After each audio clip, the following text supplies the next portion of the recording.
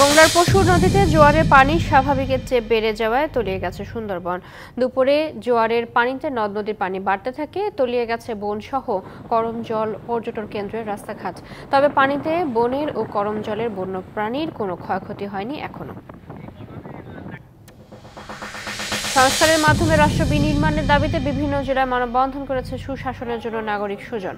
এ সময় বক্তারা একটি গণতান্ত্রিক, অসাম্প্রদায়িক ও মানবিক রাষ্ট্র বিনির্মাণের দাবি বাস্তবায়নে অন্তর্বর্তীকালীন সরকারের প্রতি আহ্বান জানান।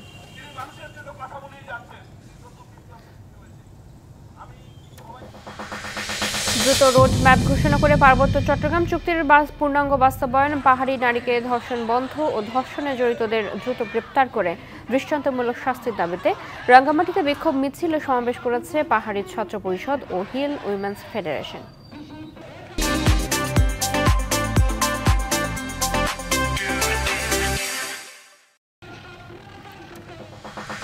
চাকরি জাতীয়করণের এক দফা দাবিতে মানববন্ধন করেছে পিরোজপুরে কর্মরত আনসার সদস্যরা।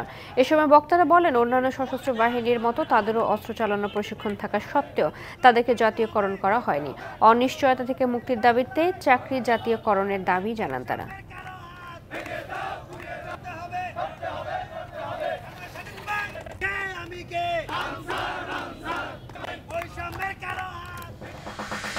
রাঙ্গামাটিতে সুশীল সমাজের প্রতিনিধিদের সাথে মতবিনিময় সভা করেছেন পার্বত্য চট্টগ্রাম বিষয়ক মন্ত্রণালয়ের উপদেষ্টা সুপ্রদীপ চাকমা।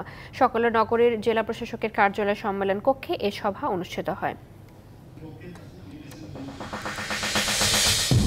মাদারীপুরে আওয়ামী লীগের সন্ত্রাস নৈরাজ্যের প্রতিবাদে বিএনপি ও অঙ্গ সংগঠনের আয়োজনে শান্তি মিছিল অনুষ্ঠিত হয়েছে।